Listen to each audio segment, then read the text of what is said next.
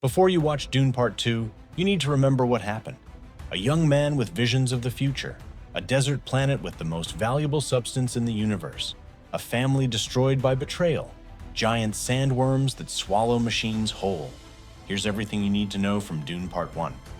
The setup, power, politics, and prophecy. Year 10,191. Humanity has spread across the galaxy, and everything revolves around one substance: spice. Spice is a drug found only on the desert planet Arrakis. It extends life, expands consciousness, and makes interstellar travel possible. Without it, the entire galaxy grinds to a halt. Whoever controls spice controls everything. For 80 years, the brutal House Harkonnen ruled Arrakis and became wealthier than the Emperor himself. But the Emperor fears House Atreides, led by the noble Duke Leto, is growing too powerful. So he hatches a plan. He strips Arrakis from the Harkonnens and gives it to House Atreides. It looks like a gift, but it's a trap. Leto knows it, but he can't refuse an order from the Emperor.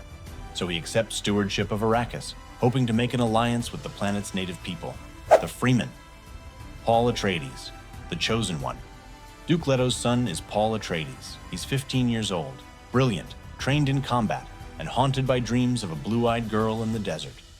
Paul's mother is Lady Jessica, a member of the Bene Gesserit, a sisterhood with superhuman mental and physical abilities.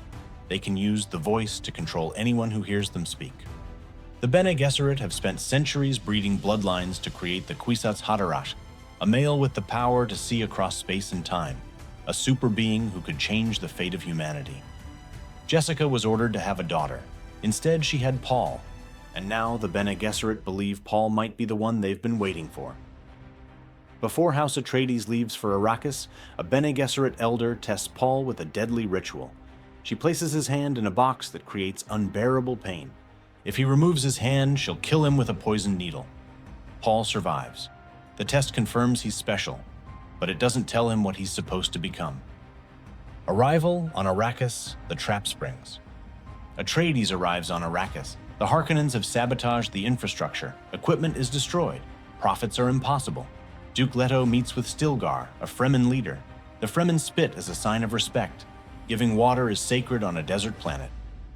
Leto returns the gesture, beginning an alliance. Paul's visions intensify. He sees the blue-eyed girl from his dreams. Her name is Chani. He sees war, blood. A holy crusade fought across the universe in his name. During a spice harvesting operation, Paul gets his first direct exposure to massive amounts of spice in the air. His visions explode. He sees Chani clearly. He sees his own future. Then a sandworm attacks. These creatures are hundreds of meters long with mouths full of crystal teeth. Paul watches one swallow an entire harvester in seconds. Betrayal and destruction. Baron Vladimir Harkonnen, the grotesque leader of House Harkonnen, strikes a secret deal with the Emperor. The Emperor sends his elite Sardaukar troops to help the Harkonnens retake Arrakis and destroy House Atreides.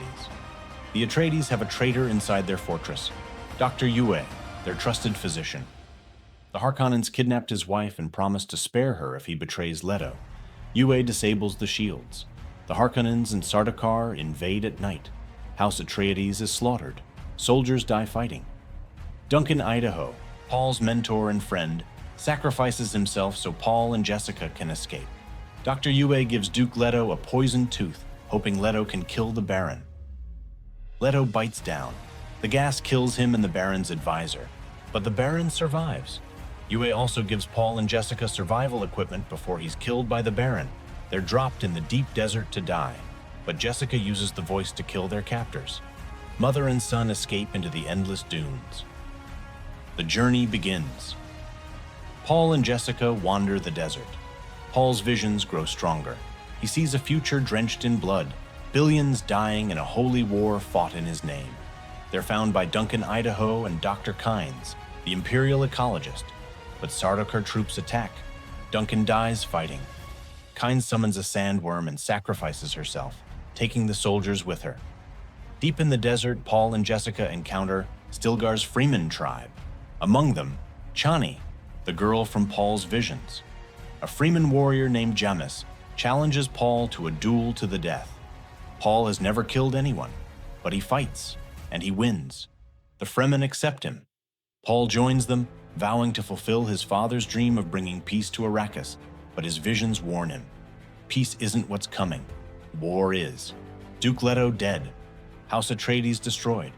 Paul and Jessica surviving in the desert with the Fremen. Visions of a holy war across the universe. The Baron controls Arrakis. The Emperor thinks he's won. But Paul Atreides is about to become something far more dangerous than anyone imagined. That's where Dune Part 2 begins.